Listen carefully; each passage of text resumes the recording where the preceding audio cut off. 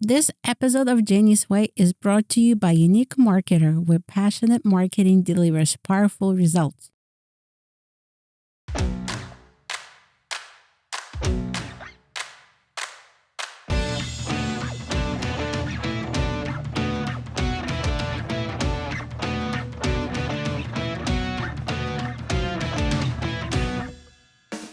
Welcome back to Jenny's Way. Today, we are thrilled to have Martin Brossman return to be with us. This time, we are discussing one of the hottest topics shaping the future, artificial intelligence. Martin, along with co-author Dr. Justin Rose, has written an incredible book, Harnessing Artificial Intelligence for Brick-and-Mortar Businesses. And we'll explore how AI can revolutionize your businesses, from boosting customer engagement to streamlining operations. Get ready for an action-packed discussion filled with real-world applications and practical tips to help you stay ahead in the digital age. I want to welcome you back to Jenny's Way, where we talk about mastering marketing, mindset, money, and much more. What a pleasure to have Martin Brossman back on Jenny's Way. Well, in case you don't know, Martin is a success coach. He's also speaker, author, wrote 2 books. We have them all here. We'll talk all about that. And he's been mastering networking in the Raleigh-Durham area for a long time. No other than Martin Brossman. Welcome back. Excited to be here again. All right. Well, Martin has so many expertise and experience and talents. However, today the topic of our discussion mostly will be about artificial intelligence. And we're going to reference this little book, easy read, but very, very important to read. It's called Harnessing Artificial Intelligence for Traditional Businesses, or as we say, for brick-and-mortar businesses. Martin, what inspired you to write this book?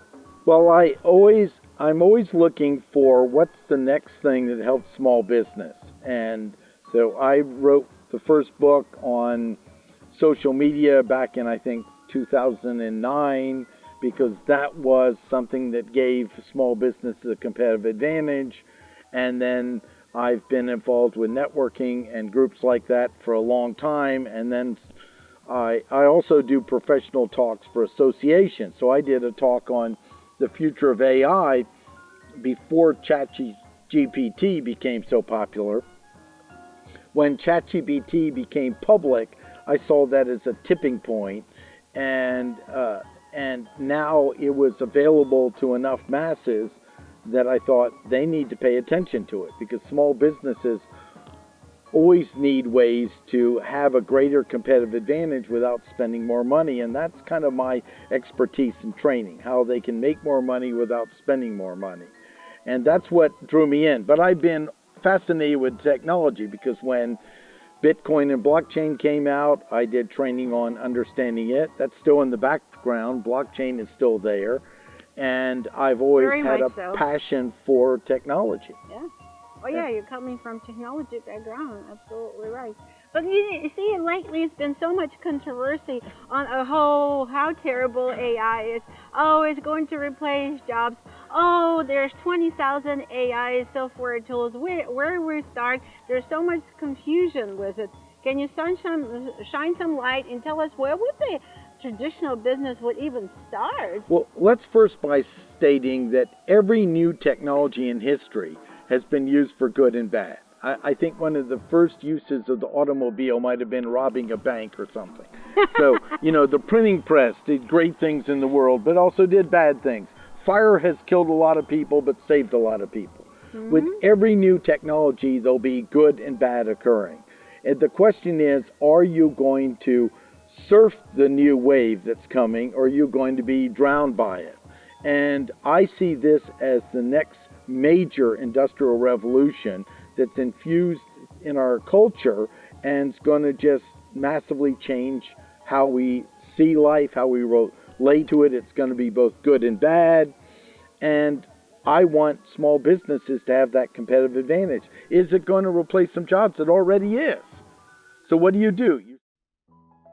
This episode is brought to you by Unique Marketer. Now imagine your business leading, not following. Meet Unique Marketer. We don't shout or whisper in a way that brings everyone to listen. Unique Marketer changes the game with connection marketing. We turn our audiences into communities, eager for your story. Insightful tools guide us, not just an attitude of sales. Our approach: connect, resonate, transform. If you're interested in learning more, Unique Marketer gives Jenny's Will listeners a free digital analysis and strategy goal. Use Listen Up with the link in show notes.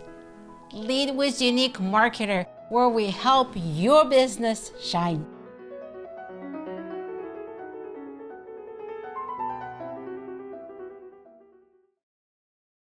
Is it going to replace some jobs? It already is. So what do? You sit there and try to control the ocean, or you learn how to surf on the ocean. I want to teach people how to surf. In fact, Dr. Justin Rose, my associate, enjoys surfing. So we have a good metaphor with this. What would be the first couple of steps they should take, or first couple of tools they should start integrating into their business? Well, first I want them to learn something about it. So I'm okay with you downloading the free ChatGPT. Make sure you get the correct one. I'll give a link, because there are a lot of people that are selling you something that works through ChatGPT, through an API. Yeah. You want to get the free one. Also, with CoPilot with Microsoft, that's another big one. Oh. Claude's another important one. Many people are only teaching ChatGPT. We teach how to understand it across multiple platforms. And download it and do simple things. Don't put anything proprietary. Don't put in your social security or anything like that. Just ask, like, I've got eggs, milk, and something else. Give me a recipe. You've got to begin with something simple that's relatable to you to learn something about it. Now you can go to the business. But begin with something just as simple as, how do I solve this problem? Mm-hmm. The important thing for personal safety is to watch out. There are a lot of scams out there. There are more deep fakes than ever before. So I'll make sure you have the links so they download the right apps. Why I say the apps is they can be waiting for something and just start trying it and experiment with something. So I will refer to the book here on page 28, and I'll read it so you can explain to listeners what does that mean and how they should go about it. Merely defining prompts is not enough. For AI systems to respond effectively, they must be trained using prompt response data. This involves feeding the AI system with a series of prompts and their desired response. Over time, the system learns to recognize patterns and can generate accurate responses even to new known prompts. So how do you expand on that and clarify this point? First to understand is the ultimate goal of these systems is us to be able to have a normal conversation and understand exactly what we want in the context and do what we want. That's the ultimate goal. Yeah. We're not there yet. So prompts, what they give us is, it's sort of between normal conversations and the coding of the system. So think of it as a partway, meeting partway, using language and terms and getting familiar with, how do I phrase something, putting it into a large language model like ChatGPT or Gemini, which is they keep changing their name, and so that I get the results I want. And that's the beginning. Then understanding the limitations of these. Yeah. The large language models are really good of interfacing into our GUI and non-specific world that we live in. The problem with that is they can extrapolate things that don't exist. So you've got to put it through your own good judgment, your own filter, your own knowledge, and decide, is this valid or not? You never want to take this stuff raw and just throw it out, or have it generate blogs where you haven't rewritten it. Make sure it speaks in your voice. There are methods that we teach where you can get it to write more in your voice, but we still want you to go through and check it. So the beginning is understanding we're in an evolutionary pathway with this, and we aren't at the ideal goal. Some people say you have to train your AI. It's like you're training your assistant.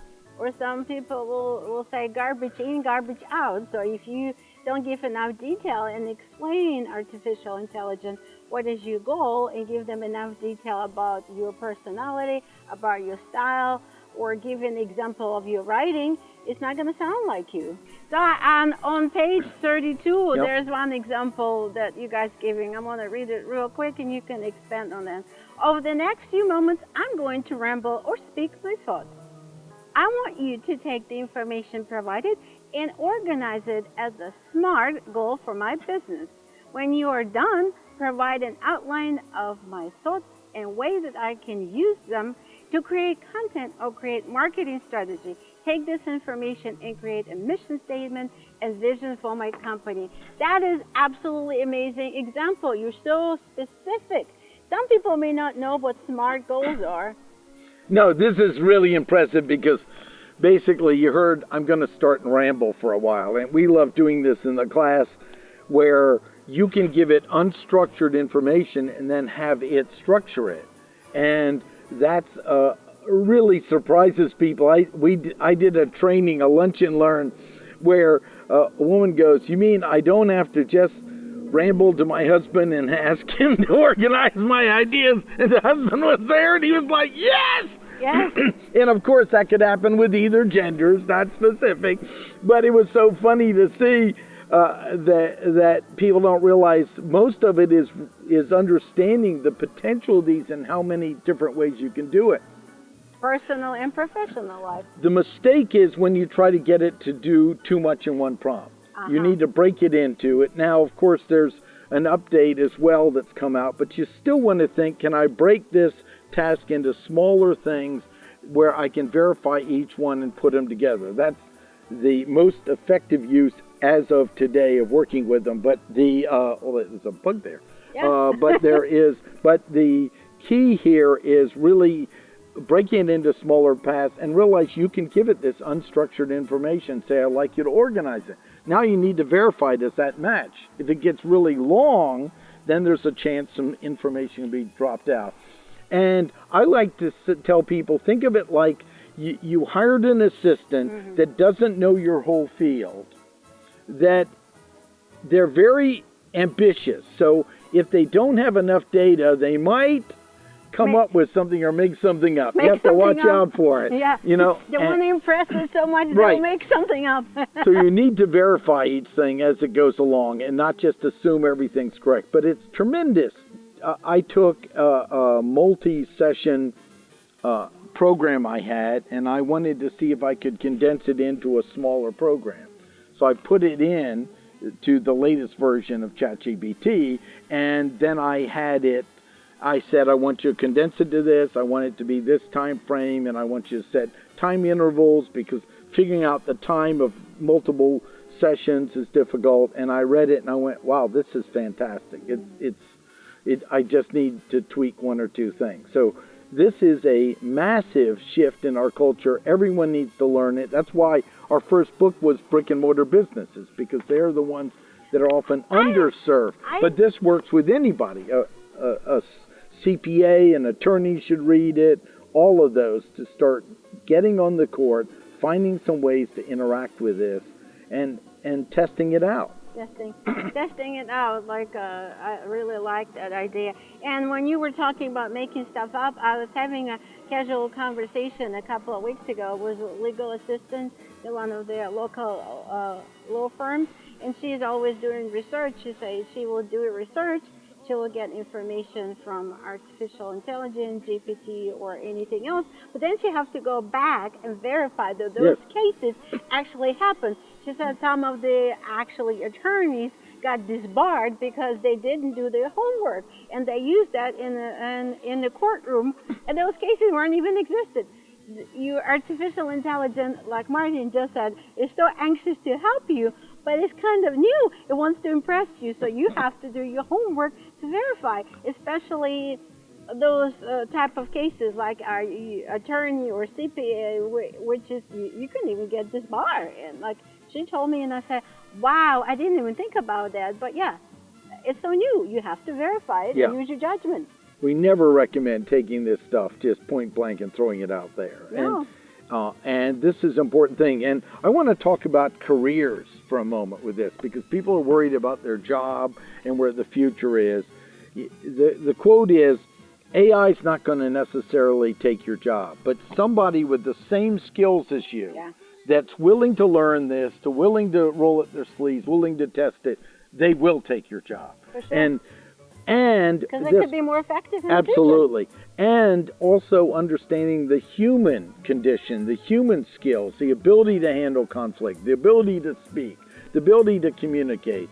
All of those are more important to develop than ever, because if I have an AI system and I've got an employee here that knows the stuff but can't communicate, can't speak, can't talk in front of a group, all those skills, has underdeveloped emotional literacy as well, all of those things, and I've got an AI system and then if I have that person with those skills that also knows how to use AI tools, they have a real competitive advantage today.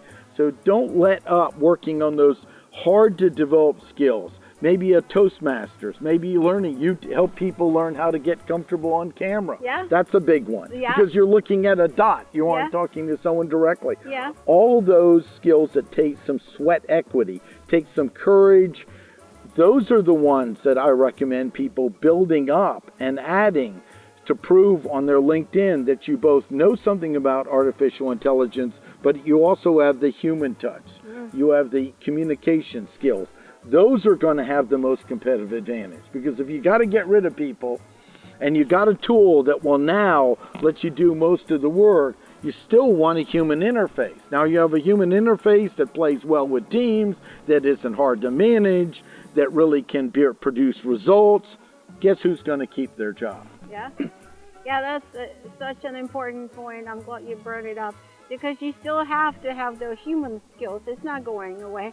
But you as a human, if you have all the rest of the skills, communication skills, presentation skills, leadership skills, confidence in front of the camera, being able to go and interact with the rest of the team, but yet you have developed your skills and know it and happy and excited to use artificial intelligence and know how to use it effectively and ethically, which I want to ask you. There is a big ethic discussion. And people are like, oh, it's plagiarism. But is it really? If you're using word for word, then it is. But that's not what we're teaching you to do here. Well, first of all, it's really not plagiarism, because it's generating new terms. But it doesn't mean it's ethical to take the content and throw it out there. I mean, plagiarism assumed I was copying another human being's work. So understand, we're in a whole new paradigm. But the key of it is you want to use these to enhance and sharpen your own skills, not make yourself weaker or make yourself so you aren't enhancing your skills. That's why Justin and I talk about education needs to not control all this, but interface with it, so they're demanding more activities like problem solving, critical thinking, where the student has to prove they can think without a tool like this. Then they have them go to the tool intentionally to work with it and combine, so there's a hybrid that truly enhances their ability, doesn't replace and make them weaker, which people can do.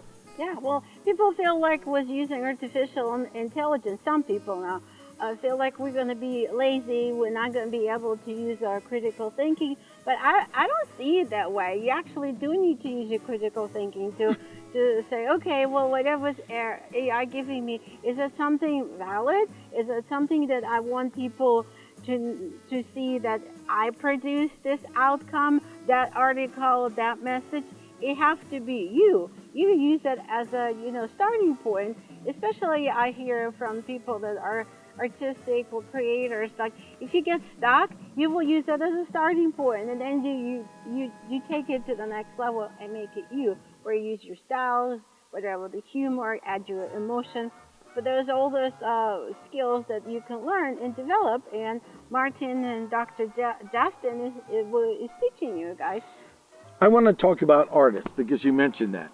We're at the beautiful Shelley Lake that's near my house, Shelley Lake Park, and an artist took one of the water systems for the water, sewage or something that stands out of the ground, and convert it into a beautiful vase. It looks like a Greek vase with birds on it, everything else. And I told her, do you want to do this professionally? I said, yes. I said, well, you need to get out front and be on camera with it, because that's the competitive advantage, that humanized, personalized touch.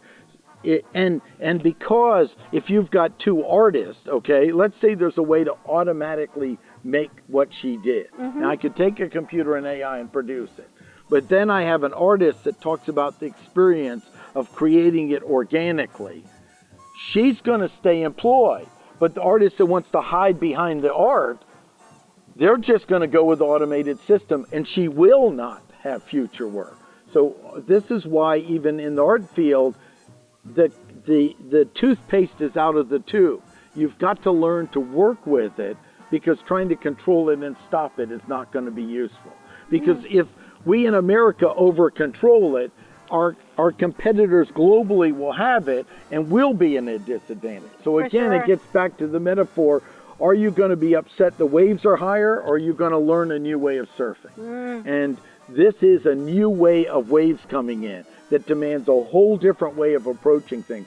But I also want to say some people choose it to be lazier. It's okay. It's okay. You know, you want to have a competitive advantage, then you want to use it to make you, to add to your strengths, not take away from them, or to avoid having to do something. I'm going to learn how to surf and surf big waves, and I have already started playing with some artificial intelligence tools, like more than 6 months ago, close to a year now.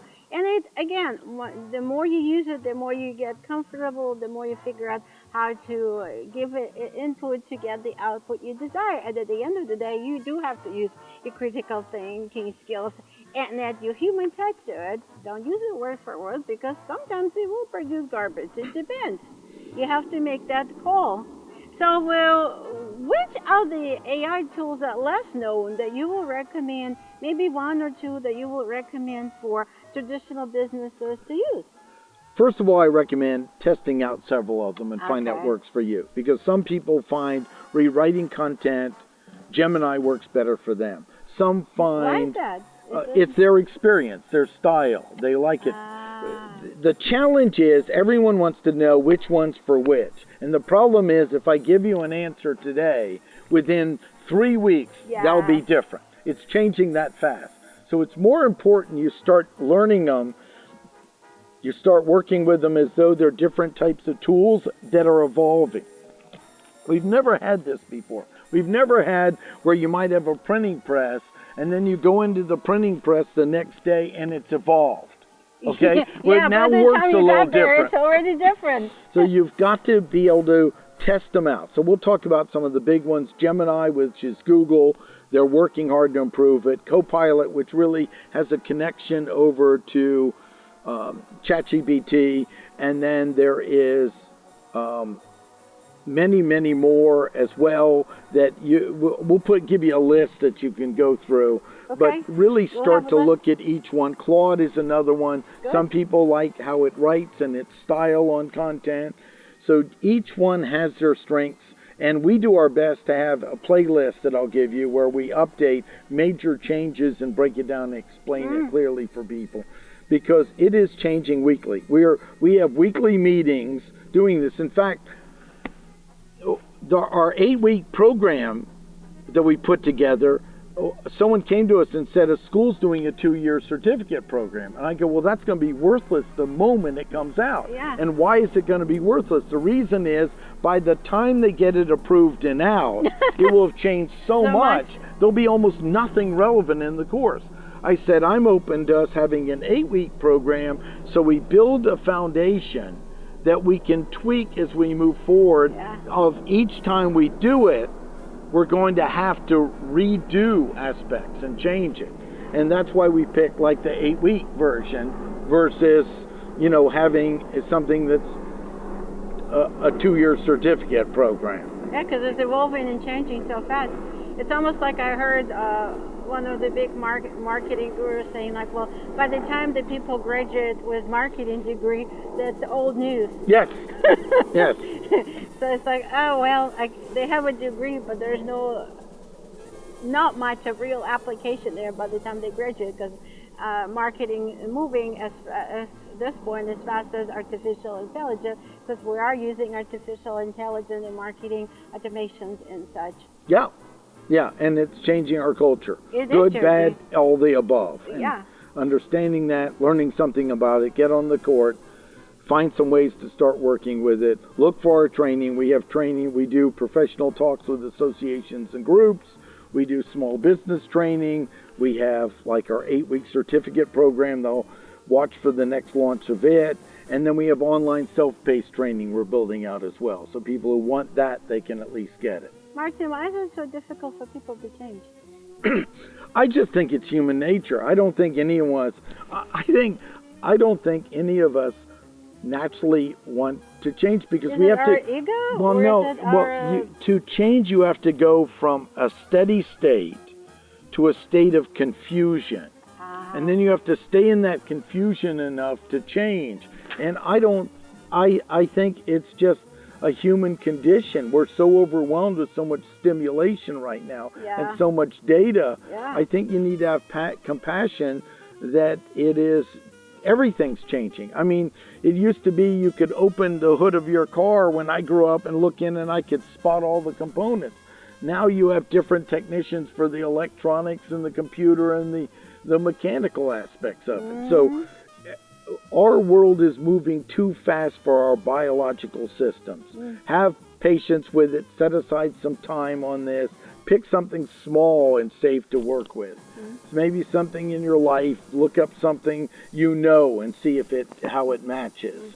And then start there, and then make sure you also understand the rules of the business. In fact, our training, we talk about the importance of having policies on ethical uses in a business. Like you used to have social media policies. We help businesses build that out. So if you're doing something at work, you aren't giving away proprietary data using these tools.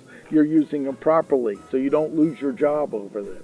Yeah, that's a good example. Martin, do you know any local or national business owners that have used the AI and they have seen tremendous success? Do you have any examples? Yes, many. Well, I'll pick someone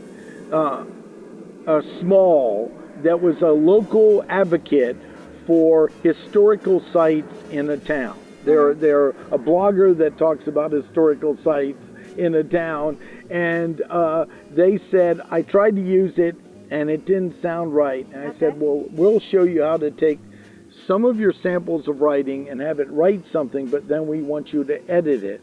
And we gave it a sample, we then gave it some material, and it wrote an article, and she said, this is better written than I could write in my voice, and there's only a few things to change. We'll make sure it's correct with it. Now, another one would be a small business.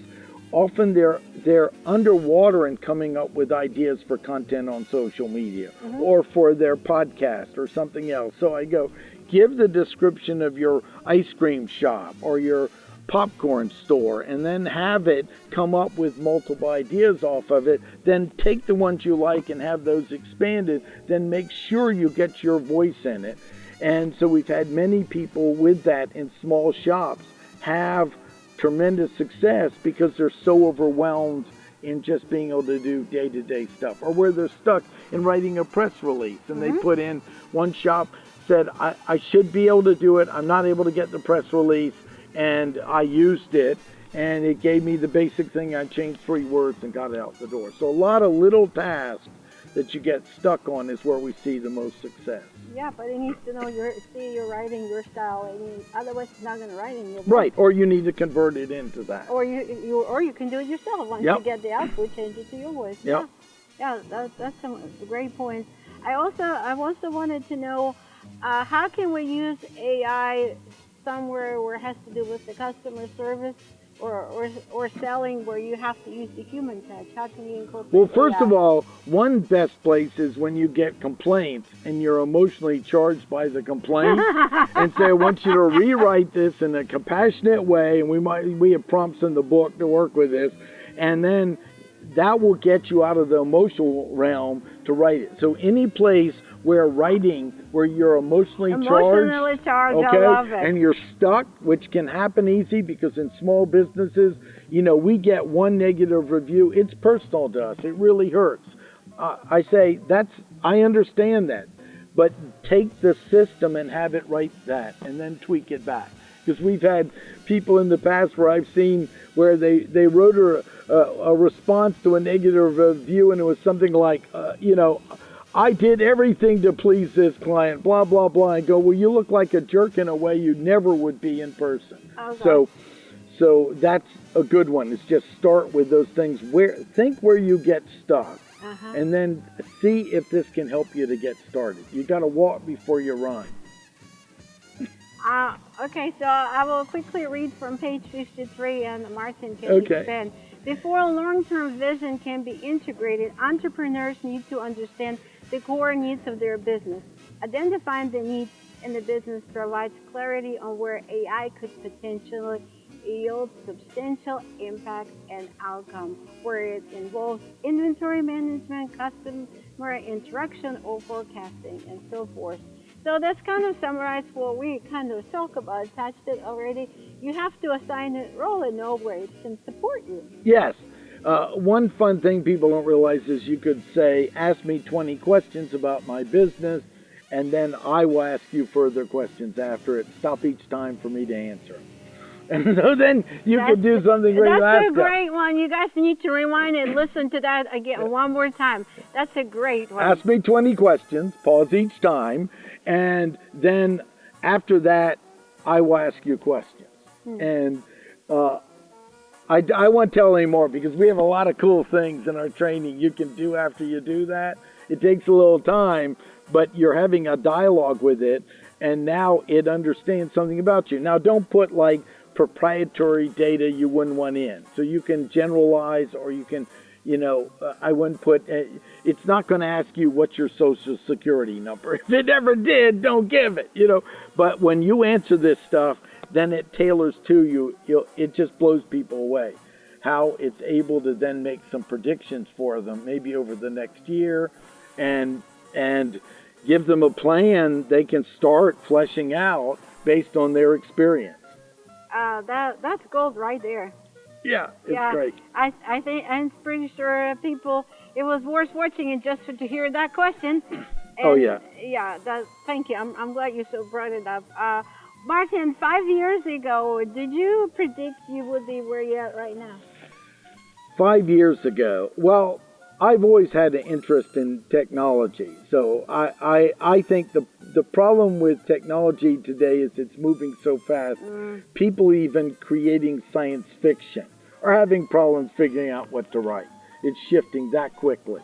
So I don't know. I had some divine view of what the future was. I think we're gonna have an evolution, like I said, where new technology will come out. It'll be used for good and bad. And what we have to decide is we want to understand what's going on with the bad enough so that we aren't abused by it or hooked into it. And then do we need to have some laws around it to protect people, but then we don't want laws so strong that they only serve the large company and they hurt small business. So we have to be careful of our legislators in creating laws, because many laws, when you see they play out over time, they serve larger companies and not small. And all the innovative ideas, all the backbone of our country comes from small business. So we need to be pushing and make sure that with an election coming up, when this is filmed, who are the representatives that stand for really a track record of helping small business? And because if we don't support innovation and the growth of small business, the entire capital system collapses. And that's why I work so hard to help them. Yeah, me too. And that's why I brought Martin back to the show, because we have the same goal and mission. We want to support small business, especially local business. Yeah. And because they are the backbone of our economy. And we have to do what we can to support them. That's our mission. Yeah, and I agree. That's where we connect on that's not the only thing, but that's how we see, and that's why we want to give that message to small business owners, especially if you're not familiar, you're scared. You should just start take small steps, maybe pick one, even if it's just ChatGPT, that's fine, and figure out how to use it. And if you get stuck, you can take an 8-week course or ask somebody who's done it that is more familiar with that. But to start learning, because you either get on board or you're going to be left behind. That's the reality. Yeah, and Justin even does one-on-one. He's the contact person for one-on-one consulting or helping a small business. We have a way they can do it. I want to take a second and talk about the relationship of the two books, because they both came out about the same time. So I've got the Relationship Marketing Cube book and the AI, and this is the ground game, the human game, the personal game. This is where you want to develop these skills more than ever, and then this is optimizing technology. So this perfect is combination together. Where I work with businesses. There are not many people that have an understanding that crosses that human condition and technology and teaches it as an integrated aspect at the level I do, and with the team. And that's why these two books work together. It's reminding me, I'm teaching how you can combine the camera confidence with marketing, and also how you sell with confidence and don't sound salesy. You're genuine because you truly want to help people. Yeah. I love helping small businesses have a competitive advantage in ways that don't cost them more, where they really have an advantage where the competition can't easily catch up. And when you do these harder sweat equity mastery things, then it's much harder for your competition, because guess what? They have to do them also. They have to face those fears and move through them. That's where the real competitive advantage is. And then how do we break it into steps so they're taking micro courage things, not it's all at once. And that's what we teach in our training. Yeah. Micro steps is very important. You don't overwhelm yourself, but in order to take those micro steps, you need to know what the big picture is. Where you're aiming, what you want to learn, and how fast do you want to learn. But micro steps is a way not to get overwhelmed and way ahead of yourself. Just learn every day, and that kind of expands you as a person, as a profession.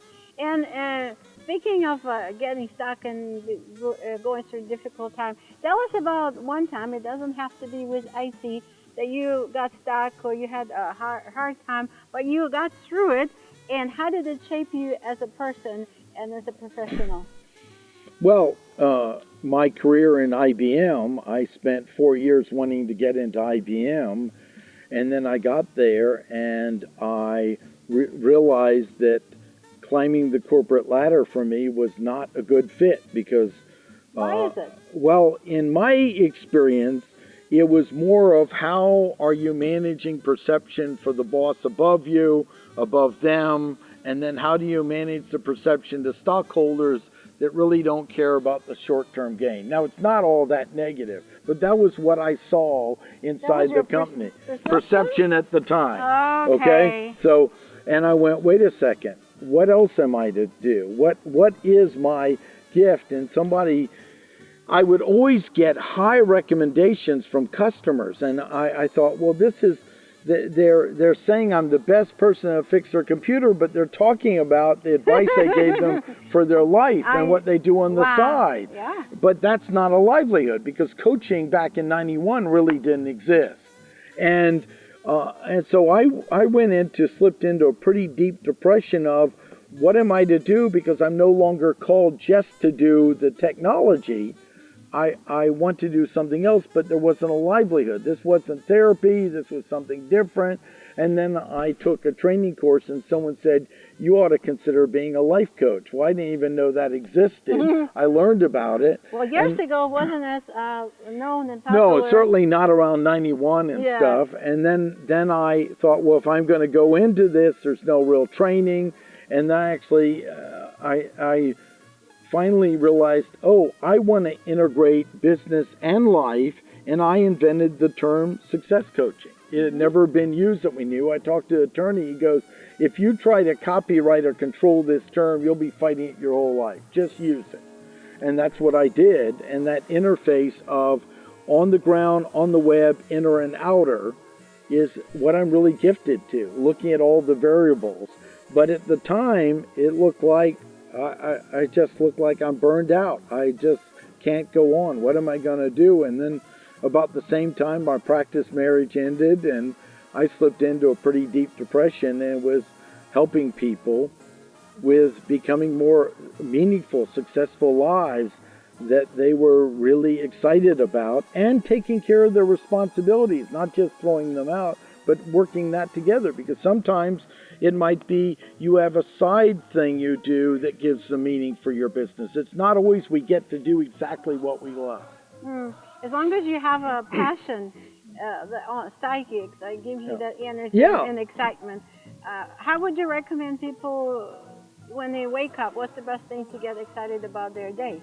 Well, the first thing is, if you don't know what your life's about, pick something.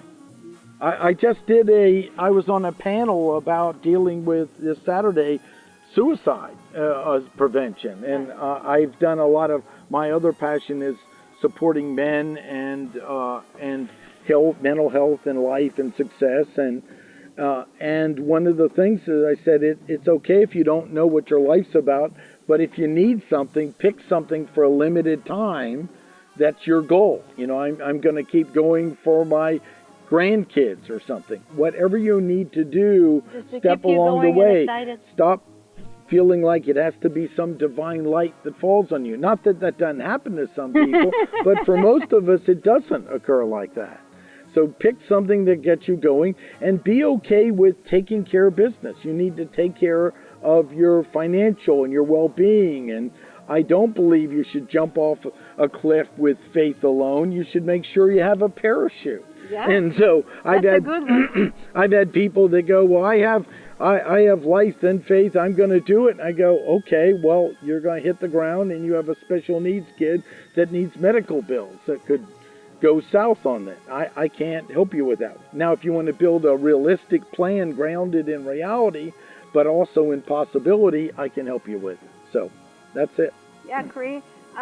To me, when people ask me, well, how do I get excited about waking up in the morning and feeling so great about my day? Have a vision, and it will be evolving sometimes it can evolve every day. I wouldn't say recommend it, but have a vision to start with. Yeah, and do something for somebody else, too. Usually people's lives are meaningless because they're actually meaningless. They're just thinking about themselves. Oh, that's a great one. Okay, yeah. Yeah, well, if we give away your time, our time, our money, our talent, whatever the case might be, you feel like you're contributing to society. Right. And at the end of the day, you're making better society and better world. So start there. Start somewhere. Yep. Sounds great. Start somewhere. Well, this has been terrific. Yeah. Martin, what would you say your biggest contribution been in the last 5 years? Oh, my gosh. If you have to pick one. My biggest contribution. Accomplishments. You know, there's so many different things I've done. You know, when I hear from somebody, like someone told me they came to my class and they had had a tough struggle, and they started taking my courses, and they showed up and said, because of your inspiration, I now have a handyman business and I'm paying taxes on $1 million. That's a pretty big one. Yeah. You know, or because of something you've done, your work is, I'm inspired to take on something and I'm successful with it. So it's more like the little responses I get of where I've made a difference. You know, it's not about one great thing. I mean, I'm married to the finest woman I ever met, and I'm blessed with that. And I have a wonderful stepson that's genius level. But the biggest thing is when I see a reflection where I was a catalyst that helped them pick up a torch that worked for them and got results. And that's, to me, the most meaningful to me. And that's why we connected. I'm doing it. That's the reason why I'm doing this podcast. That's the reason I do it. almost anything in the last 5 years because I want to inspire and empower people. And as I always say, if I can do it, you can do it too. That's right. That's great. Oh, I want to thank you again for coming. And Yeah. if you want to give your website, and we'll have the rest of the link down in the show notes. Sure. Well, first of all, you can look up martinbrossmanassociates.com or just martinbrossman.com or Google my name, martinbrossman.com. I have about 18,000 index pages of content on Google. So when people say I'll help market your brand to you, I say Google my name, and then they're quiet after that. So I think I'm walking my talk when I talk about this stuff. Yeah, we both do. I'm not afraid to speak anywhere, whether we're at the lake or we're playing any games. So here it comes from Jenny's way right at you, and thank you for tuning in. Hope we inspire you, and keep on watching. We'll see you soon. Yes, and share the show with people that you think would enjoy it. Have a great day.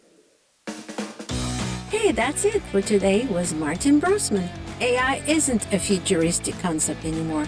It's here and it's ready to transform how you do business. But here's the thing. It's not about having the flashiest tool. It's about using what works, showing up for your customers, and creating systems that make your life easier. If you're ready to stop waiting and start leading, now's the time. Thanks for tuning in to Jenny's Way, where ideas turn into action. Don't forget to subscribe, share, and review. And as always, go make your own way. Until next time, see you.